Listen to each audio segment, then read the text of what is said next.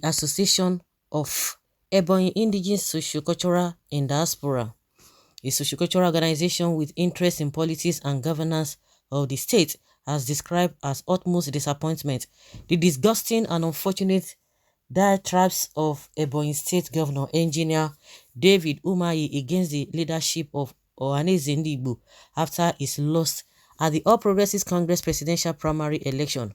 Umahi had reportedly said Ebonyi people won't vote for Peter Obi or any other presidential candidate in Ebonyi general election in 2023 general elections, but Bola Tinubu of the APC.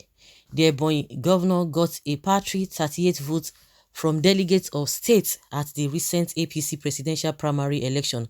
But reacting to Umahi's comments, where he attacked the leadership of the Ohanaeze Ndigbo, the group, through a statement released in Abuja on Tuesday by its president worldwide, Ambassador Pascal Oluchukwu, asked all the eligible voters in the state to ignore the governor and go ahead to vote their conscience in 2023. Oluchukwu said Ebonyi people should therefore disregard his utter gibberish and be ready to elect candidates based on their pedigrees and credentials, competence and capacity across all levels in the 2023 general elections. The group will always be there to make informed comments and opinions on who and which candidates will be capable to restore and redeem our lost image and rescue our beloved state from the clutches of Umahi's tyranny. In the most bizarre manner, Umahi claimed or proclaimed that Ohanaeze Ndigbo president, Professor George Obiozor, was no longer his president and that he wouldn't have anything in common with the Apex Igbo Sociocultural Organization. In another worrisome media statement credited to the governor, Umahi had, in a near-public threat, waggishly thundered that Ebonyans will only vote APC's presidential candidates, Bola Tinubu, and all APC candidates in the 2023 elections, as in the days of the infamous Roman emperors in the 1st century, who often centralized authority only in their own hands using the dual control strategy. Umahi's dictatorship has so grown that he now assumes Ebonyi and by extension Igbo nation to be an instrument under his imperial peerage. Even the PDP that provided him the tallest ladder to power and the men who were behind that have all been thrown under the bus by a rapaciously greedy and selfish Governor Umahi. In November 2020, when he defected to the APC, thinking he would have coerced Ebonyans to sink the PDP boat in the state and follow him, Umahi boasted that his mission was to actualize the Igbo presidency, and he has severally mentioned it in the media that he would be in severe pains if the APC fails to give an Igbo man its presidential ticket.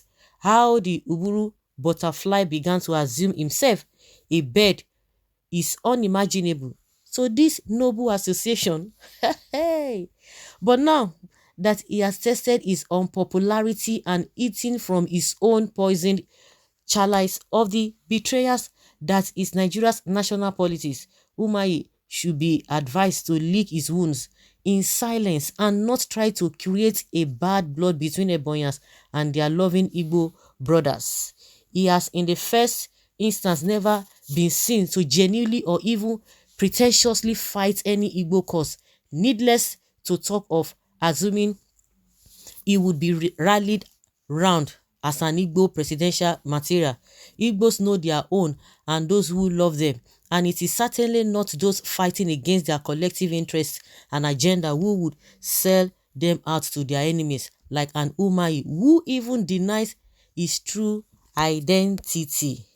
The vociferous threat that Ebonyans will vote his APC and not any other candidate is one of the most undemocratic assertions that chiefly points out how much of a Lord Manor he assumes to have become in Ebonyi.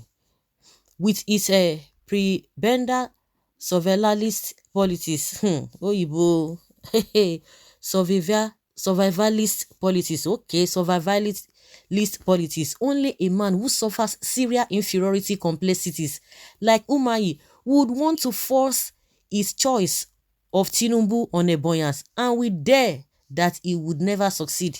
Speaking on what Umahi termed betrayal in Igbo land, Oluchukwu said, when we watched and read Umahi lament in frustration about what he termed betrayal from his Igbo brothers at the APC primaries, the group the world over actually wondered if his frustration was not degenerating into depression.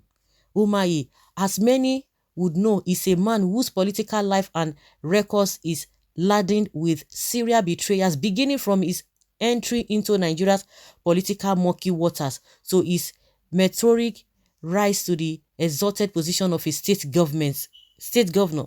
Yet, on the betrayal of his SY boss and predecessor, Chief Martin Elechi, this is a man whose betrayal records in Nigeria's politics are most unprecedented in history. It is on record that his word has never been his bond in both business and politics, as self-preservation and self-centeredness is often at the epicenter of virtually all his political antecedents and decisions. His betrayal records are clear and verifiable that in 1999 he was the first to betray in Ebonyi politics when he dumped his elder brother, Dr. Ugbonaya Onu, who had drafted him from Port Harcourt to assist in his governorship campaign council and worked for his opponent, Dr. Sam Egu, who eventually emerged the first civilian governor of Ebonyi State in 2007. It is on record that he, Umahi, still betrayed the same Dr. Onu, who the second time by working for the victory of Chief Elechi in 2007 against his brother, a development that had angered some youth from his Uburu local government's Uburu village into burning down his property and consequently banishing him. It was in order to compensate him for the ignoble betrayal role he played in his emergence as governor that Elechi unilaterally imposed him as his state PDP chairman and later made him a running mate in 2011, while empowering him with several contract awards 3 years after when Elechi's succession plans topped gear. Umahi was the very first to betray his choice of Professor Onyebuchi Chukwu as his preferred successor. We recall that he had, while pretending not to be interested in the pursuit of his gubernatorial ambition any longer, pressurized Elechi to pay him back all he was owed in contract so he can peacefully retire with same. As soon as he was paid, Umahi made a U-turn and rushed to PDP's Wadata Plaza, where his already established contacts helped him reach out to the presidency, which assisted him plot a comprehensive hijack of the party against Elechi. That was how he emerged governor in the first place after cutting deals with some Anambra business moguls that funded him. Today, he has betrayed all of those who held the ladder for him to climb to power. He had since betrayed many confidential calls and moves even within the PDP hierarchy and publicly boasted that he was 100% APC and 100% PDP. How about the thousands of civil servants in Ebonyi who were also betrayed by Umahi after he promised them a humongous 100% increase in their salaries and emoluments? Immediately he was sworn into office, a very unfaithful Umahi told the workers that he is not God that makes and fulfills promises. And what also about the promises he made to various communities during his campaigns in 2015 and 2019 that has remained unfulfilled? Did he not also betray the youth who he promised to pay 1 million naira each after the answers in Bruglio, who are still demanding he fulfills his promise, where he has left majority of the people that worked for and assisted him rise to power? We maintain that if betrayal was a course to be studied in school, Umahi would have been Dean of Studies. Hey, hey. They don't play this man record for him. They don't play this record, this man record for her. They don't play record. This man did not go out anywhere. He knew he was not going for any presidency at all. The reason why he jumps into that ship, you know, only him knows, and some people do know. And also, this man, he was in PDP 2 years before he joined APC. People had been saying it. They said, it's not possible. It's not possible. But at the end of the day, why was he lying in the first place? So they've already played his record for him. Who is he has the audacity, this and this and that? You will not vote for this. You're going to vote for Tinubu. Like, seriously? Now juju he put something for math. Now just so it's always, when they are doing something, they think that, just like some people, when they have opportunity of holding microphone, they will just be talking blah blah blah blah blah blah blah blah blah blah, because people will be listening to them. So they think people will not be able to respond because they are observing some kind of course. Okay, you're the one talking, we don't need to be exchanging words with you. So they think that people don't know much about them. Now they have been able to play his record for him. He does not even have the power. What are arrogance saying that you have to vote for Tinubu? Who be Tinubu? Where the same way they vote for them? Vote for that. What the APC don't do give them?